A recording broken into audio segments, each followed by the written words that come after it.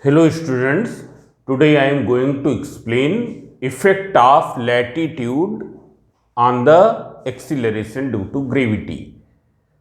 Effect of latitude, axial rotation of the earth, both are related with each other, and how it is related you can see here. First you know what is the latitude. So see here, suppose these are the this is the earth's sphere. How will you express the position of any point? So there are two variables, latitude and longitude. So what is latitude? Suppose this is the point P. You join this point P with the earth center.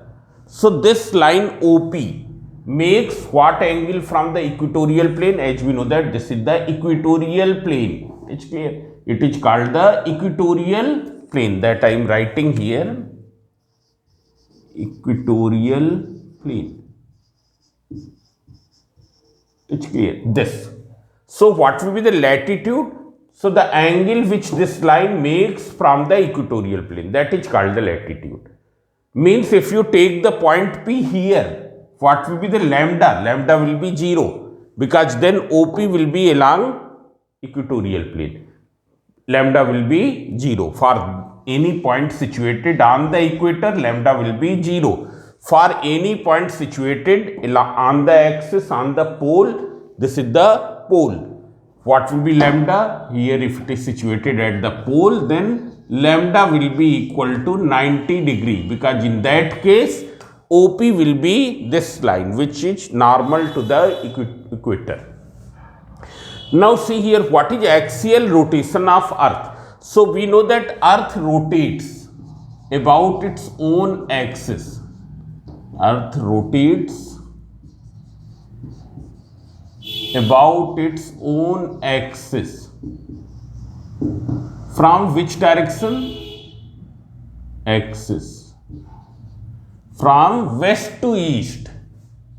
From west to east. And its period of revolution is 24 hours. Period of revolution is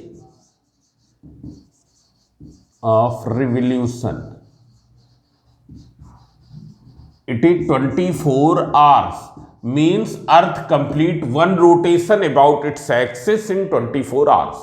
It's clear. So what will be its angular velocity? Angular velocity you can determine in one rotation. It will rotate by 2 pi radian. It's clear. Every point will describe a circular path, and 2 pi upon capital T, that is 2 pi upon 24 hours, and hours you can convert in second. 1 hour equals to 3600 second. So it will be 24 into 3600. It's clear. So what will be its value? Its value I am telling to you here. Its value is 7.2227 into 10 to the power minus 5. 7.27 into 10 to the power minus 5 radian per second, or only per second. This will be the angular velocity. So now see here, what will be the effect of the latitude because of the axial rotation of earth? When earth rotates about its axis from west to east direction, then every point situated on the earth's surface, that will also describe a circular motion. That will also describe a circular motion whose center will lie on the axis. For example, point P, when earth is rotating, then point P will describe a circular path, and about a point which it will describe a circular path whose center lies at the point C. Means what will be the radius of that circular path? It will be equal to PC. Suppose the point is situated here, then it will describe the circular path of the bigger radius, which is equal to the earth's radius, It's clear.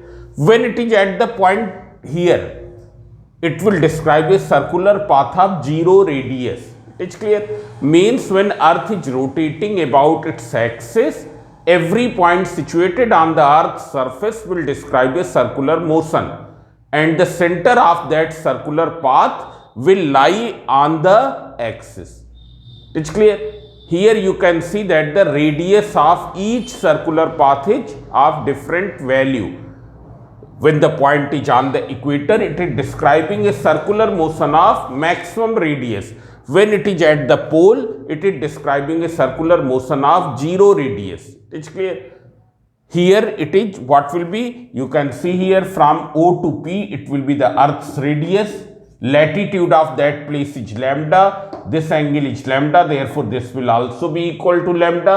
So what will be PC? PC will be equal to RE cos lambda, because OP is RE. What will be this distance from center to the surface? It is equal to RE. So RE ka component at an angle lambda, it will be RE cos lambda, means when particle is describing a circular motion, particle is described when Earth is rotating about its own axis, then every particle will describe a circular motion whose center lies at the axis. What will be the radius? Radius will be RE cos lambda. It's clear? Now what will be the angular velocity of this circular motion? So angular velocity of all the particles, it will be equal to this velocity. It's clear? Means every particle complete one rotation in the same time as Earth is completing one rotation about its own axis. It's clear?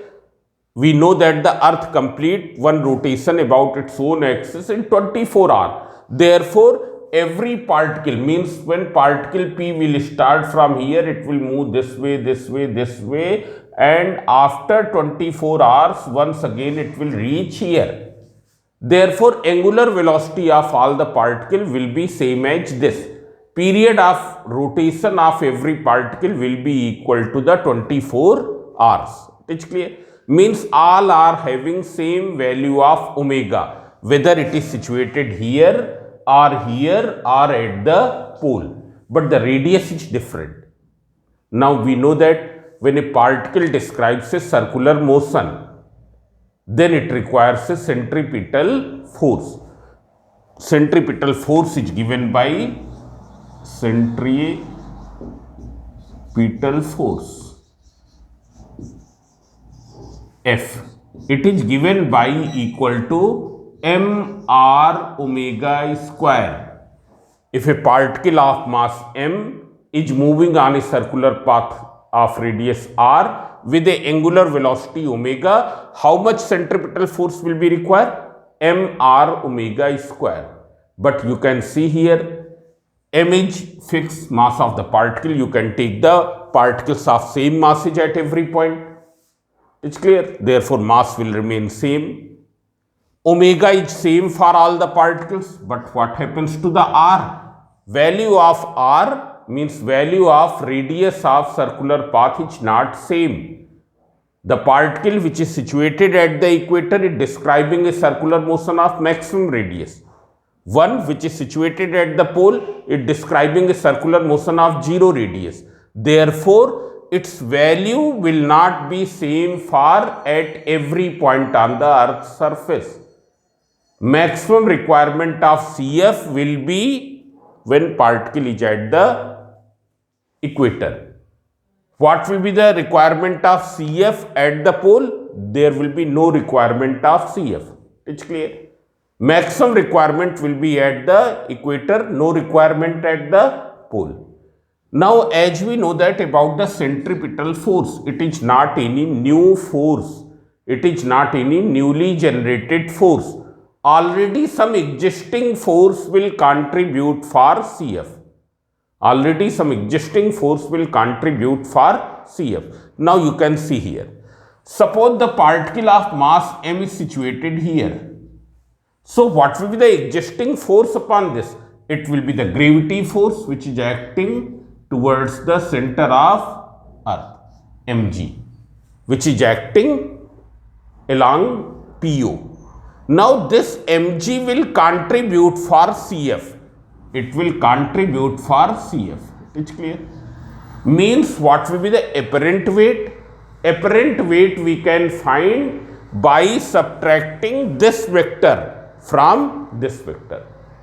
From this is weight, it is the true weight we can say. From that you subtract this vector, you will get the apparent weight. It's clear? Because here weight is decreasing. Why?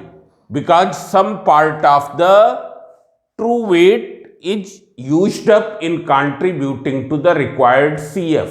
It's clear? Some part of the true weight is used up in contributing to the CF. You can see here, if the particle is situated at the pole, there is no requirement of CF. What will be the weight? Weight will be equal to mg.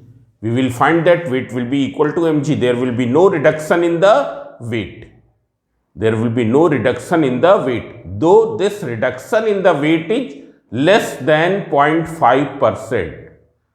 This reduction in the weight will be less than 0.5%. means अगर क्या है earth rotate ना हो, then जो wait यहां पर होगा वो क्या हो जाएगा, कितना रिड्यूस हो जाएगा, 0.5% केवल रिड्यूस होगा. Means if in the absence of the earth rotation the weight of the body is 100 Newton, then when the earth will rotate it will be 99.5 Newton. There will be no significant decrease. It's clear? Significantly do not decrease. So see here how will you find the apparent weight? By subtracting this CF vector from the true weight vector. So see here, apparent weight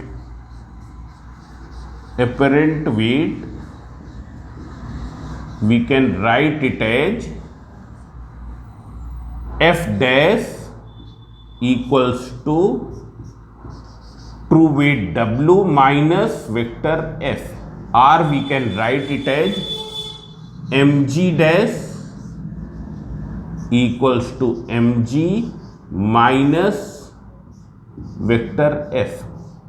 Now how will you subtract? So see here in order to subtract from mg we will subtract the resolved part of the F. F के resolved part को mg से subtract कर देंगे, which is opposite to mg. So see here what will be the centrifugal force here. It will be equal to, you can see centrifugal force will be in this direction F. It will be equal to this value because centripetal and centrifugal force will be same. Now its component opposite to mg will be what? This. Its component opposite to mg will be this one. You can see here we will subtract. What will you do? You will subtract the resolved part of F opposite to mg. So see here this is F, so its reactionary force you can say or centrifugal force, it is equal to F here. Now what is its component opposite to mg? So it will be opposite to mg means mg is acting in this direction, opposite to mg in that direction. This angle is lambda, therefore this angle will also be lambda. So what is the component of F in this direction? It will be F cos lambda. It's clear? Means magnitude of apparent weight can be found by subtracting F cos lambda from mg. हम apparent weight के magnitude को कैसे find out कर सकते हैं? By subtracting magnitude.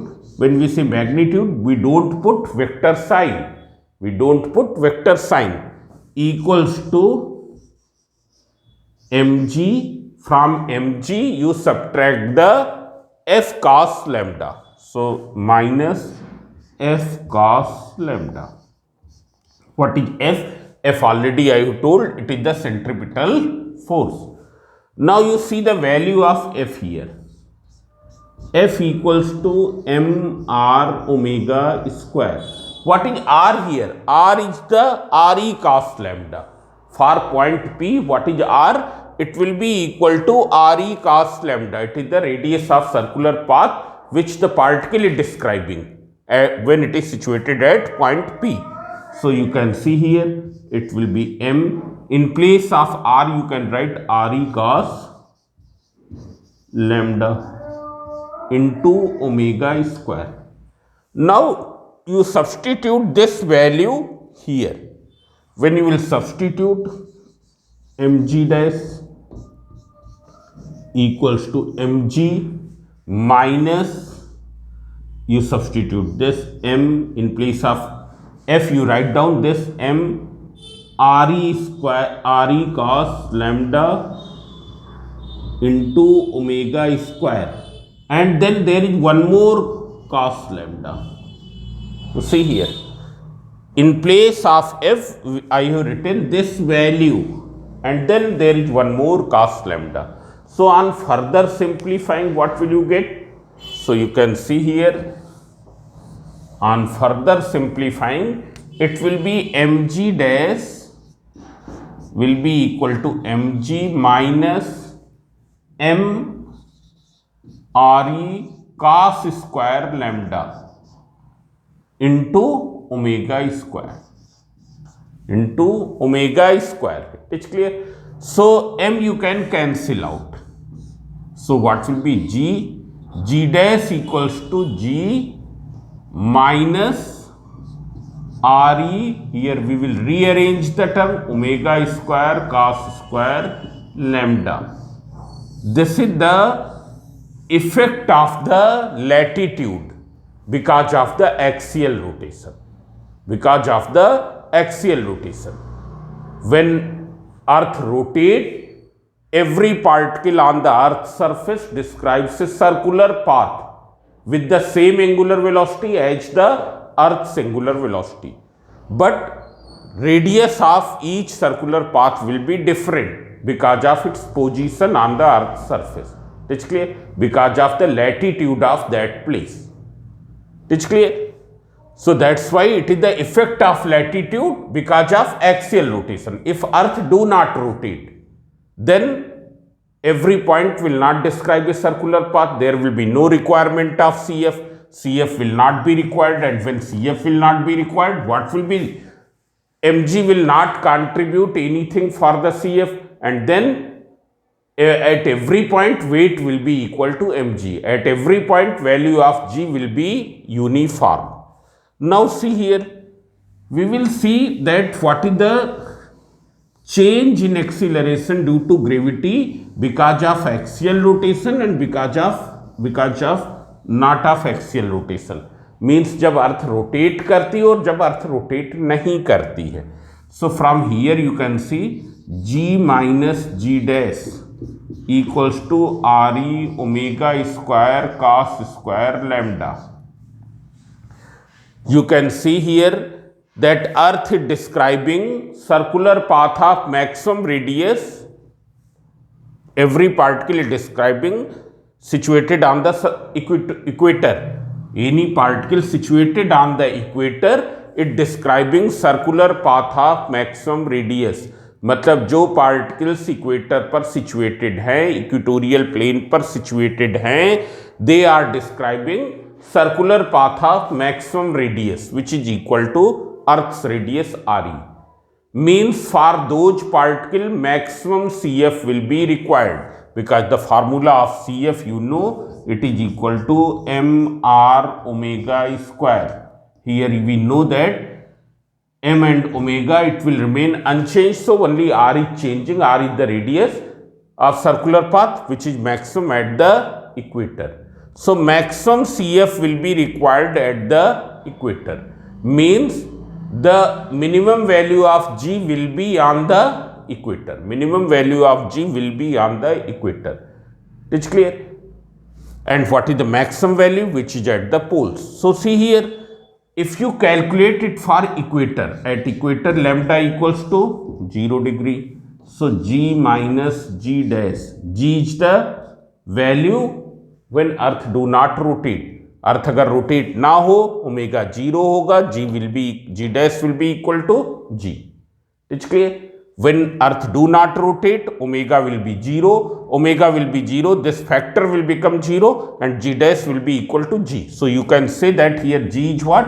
it is the acceleration due to gravity when earth is not rotating, and g dash is, it is the acceleration due to gravity when earth is rotating, equals to re omega square cos square 0 degree. Cos 0 degree equals to 1. Therefore g minus g dash equals to re omega square. If we substitute the known values of re and omega already we have determined, re is 6400 kilometer, you can convert in meter, so it comes out 0.035 this meter per second square. 0.035 this meter per second square means only by this much it will reduce. Only by this much it will reduce. It's clear? Means जब earth rotate नहीं करती है और जब earth rotate करती है तब जी की वैल्यूज में कितना डिफरेंस आएगा, that much, that is insignificant. It's clear? What is the value of G? Its value is 9.8 metre per second square. So if you calculate this percentage, what is the change percentage? So change percentage will be, this is the change in the value of g upon original value into 100. So when you will calculate, it is 0.035 divided by 9.8 into 100. 9.8 you can take as 10. When you will take as 10, 1 0 will be cancelled, means 0.35%. 0.035 into 10 means 0.35%. Means the reduction in the value of g because of the earth's rotation is not significant. It's clear? Maximum reduction will be 0.35%. It's clear? As you move from here to here, what will happen? It diminishes and it becomes 0 here at the poles. At the poles it becomes 0. You can see here what will the at the pole. So you can see at pole we know that lambda equals to 90 degree. Latitude is 90 degree. So what will be cos 90? Cos 90 degree equals to 0. When you will substitute here, g minus g dash will be equal to, this thing will become equal to 0. Means g equals to g dash. Means we can say that effect of rotation of earth do not observe on the acceleration due to gravity at the poles. At the poles this effect is not observed. Now after this I will explain you effect of the shape of the earth. So you can see here. So you can see here that up to now we have assumed in all the derivation that earth is spherical in shape. So far in all the derivation we have assumed that earth is spherical in shape, but actually the earth is not spherical in shape. It is flattened at the poles. At the poles it is flattened and bulging at the equator. Bulging at the equator and flattened at the poles. Because of this you can see that its equatorial radius is greater than the polar radius. Equatorial radius is greater than the polar radius. Now we know that the formula of acceleration due to gravity on the earth's surface, it is given by g equals to gme upon re square. These two things are not going to change. It's clear? Now whether earth is spherical or earth is not spherical, in every case g varies inversely with the square of earth's radius. G varies inversely with the square of earth's radius. This can be shown. Here I am not showing. It can be shown that at every point, whether earth is spherical or not spherical, the value of g is inversely proportional to the square of earth's radius. You can see here now that equatorial radius is more and polar radius is less. Equatorial radius is more than the polar radius. Therefore, the value of g at the equator, it will be less, and at the poles it will be more. It's clear? Because equatorial radius is greater, and since the relationship is the inverse variation, therefore the value of g will be more at poles, and at equator it will be less. It's clear? So this is the effect of the shape of the earth. When we move from equator to the pole, what will happen? Weight will increase. Value of g increases, becomes maximum at the pole. But when we move from pole to the equator, the value of g decreases. Weight mg also decreases. So this is the effect of the shape of the earth. Now in the next lecture, we will explain you about the gravitational field of the earth, gravitational field intensity and gravitational potential. These are two parameters by which we can describe the gravitational field of the earth. Gravitational potential, it is a scalar quantity, while the gravitational field intensity, it is a vector quantity. And gravitational field is what type of field? Whether it is a scalar field or it is a vector field. So it is a vector field. This vector field can be numerically described by two parameters, in which one is the vector quantity, which we call the gravitational field intensity, which is equivalent to the value of g. It is equivalent to the value of g. And other is the gravitational potential, which is a scalar quantity. It's clear? Thank you.